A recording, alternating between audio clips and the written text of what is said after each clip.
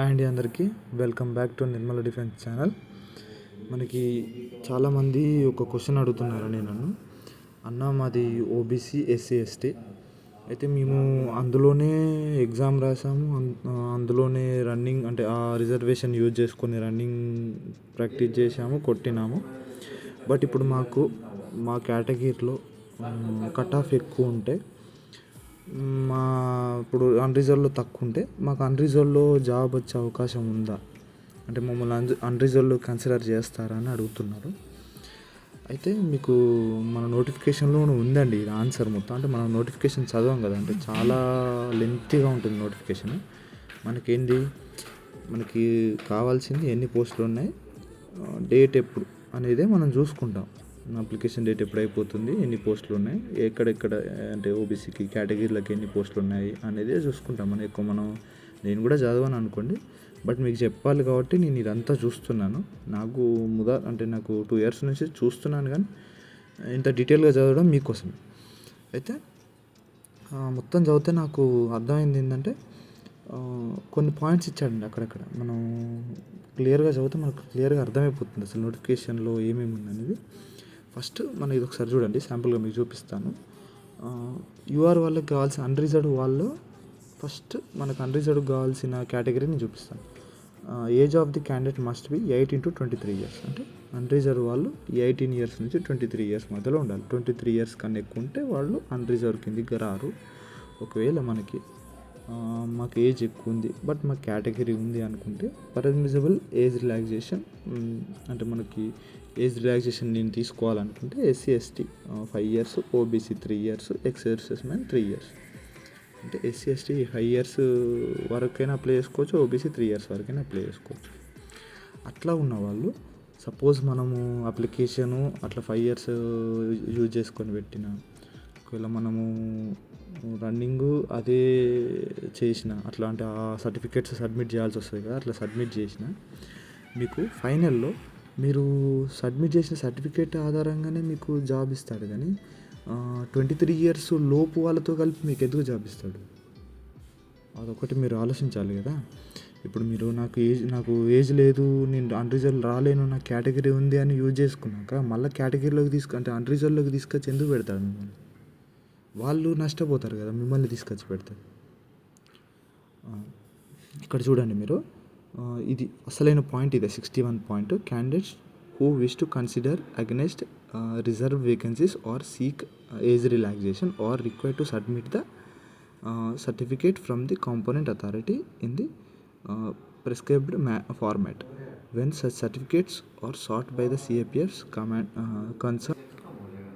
concerned for the document verification of the time of DME.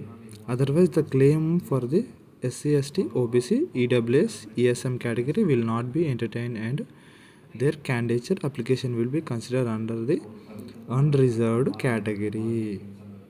ఇప్పుడు అర్థమైందండి మీకు ఏం చెప్పాలని నేను అనుకుంటున్నాను.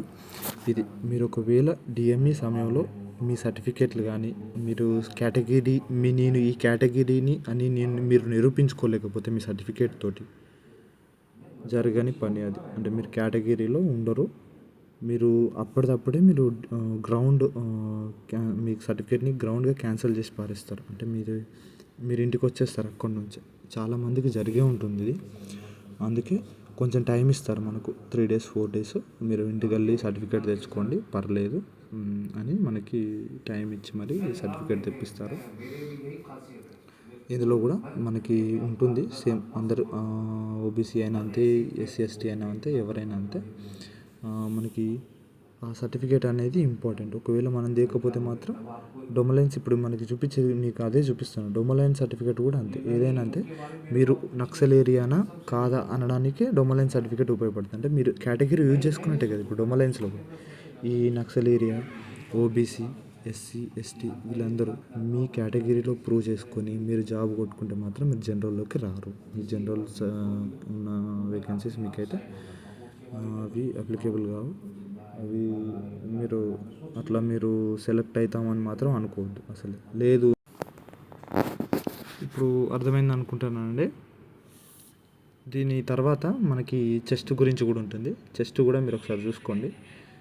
మనకి జనరల్ వాళ్ళకి 80 to 85 అంటే మనకి 80 సెంటీమీటర్స్ ఫస్ట్ మనకు బ్రీతింగ్ తీసుకున్నప్పుడు 5 సెంటీమీటర్స్ మనం బ్రీతింగ్ తర్వాత ఇదన్నీ జనరల్ది. మనకి ఎస్టీ వాళ్ళకి చూడండి 76 ప్లస్ 5 అయితే సరిపోతుంది. ఇది మీరు మాకు లేదు 80 ఉంది అని ఇప్పుడు నెక్స్ట్ టైం మీరు ఒకవేళ మీరు కాకపోయినా మీరు అయిపోయింది, ఇప్పుడు మీ ఛాన్స్ కూడా అయిపోయింది, ఆల్రెడీ రిజల్ట్ కోసం వెయిట్ చేస్తున్నారు కాబట్టి చాలామంది ఇప్పుడు అప్లికేషన్ చేసిన వాళ్ళు కూడా ఉన్నారు. మీరు నెక్స్ట్ మీ వాళ్ళకైనా చెప్పండి. ఒకవేళ మీకు నెక్స్ట్ ఉపయోగపడుతుంది అనుకుంటే వీడియోని కరెక్ట్గా చూడండి. మీరు అన్నీ టెస్ట్ చేసుకొని అప్పుడు అప్లికేషన్ చేయండి. ఎందుకంటే అప్లికేషన్ ఖచ్చితంగా మనకి 1 month టైం ఉంటుంది కాబట్టి ఇవన్నిటిని మనం కరెక్ట్గా చూసుకొని మనం కొంచెం టెక్నిక్ యూజ్ చేస్తే కూడా అప్పుడప్పుడు జాబ్ వచ్చే అవకాశం ఉంటుంది. అలాంటివి చూసుకొని సేమ్ పీఈటీ పిఎస్టీలో కూడా అంతే. మనకి ఇక్కడ లాస్ట్ పాయింట్ చూడండి, అంతా చదవను కానీ ST candidates may avail of the relaxation on the production of valid ST certificate. మనకి ఎస్టీ వాళ్ళు మీకు క్లియర్గా చెప్తున్నాడు. మీరు అనుకోకండి నాకు ఇప్పుడు నేను ఈ రిజర్వేషన్ యూజ్ చేసుకున్నాను, జనరల్లో కట్ ఆఫ్ తక్కువ ఉంది, నా కేటగిరీలో ఎక్కువ ఉంది, నాకు జనరల్లో జాబ్ వస్తుందని మాత్రం అనుకోవద్దు. మీరు కేటగిరీ యూజ్ చేసుకున్నారు కాబట్టి మీ కేటగిరీలోనే ఉంటారు. మీ కేటగిరీలోనే మీకు కట్ ఆఫ్ క్లియర్ అయితే జాబ్ వస్తుంది, లేకపోతే రాదు. మీరు ఒకవేళ మీరు యూజ్ చేసుకోకుండా జనరల్లో మీరు అప్లై చేస్తుంటే జనరల్లో వస్తుంది. ఒకవేళ మీరు జనరల్లో ఉన్న అన్ని కండిషన్స్ మీరు పాస్ అయి ఉంటే మిమ్మల్ని తీసుకుపోతారు. ఒకవేళ మీరు పాస్ కాకపోతే మాత్రం తీసుకోపోరు. నా సిచ్యువేషన్ సేమ్ అదే. మా ఫ్రెండ్స్ చాలామంది జనరల్లో ఉండడం వల్ల వాళ్ళకి సిఐఎస్ఎఫ్ రాలేదు, అంటే వాళ్ళ కేటగిరీలో ఉండడం వల్ల సిఐఎస్ఎఫ్ రాలేదు. కానీ నేను నా కేటగిరీ కాకుండా అన్ని కండిషన్స్ పాస్ అయినా కూడా నన్ను జనరల్లో తీసుకొచ్చి నాకు సిఐఎస్ఎఫ్ ఇచ్చారు. అదొకసారి గుర్తుపెట్టుకోండి. అర్థమైంది అనుకుంటాను. మళ్ళీ ఒకసారి చూడండి. జై హింద్ అండి. సబ్స్క్రైబ్ చేయండి, షేర్ చేయండి.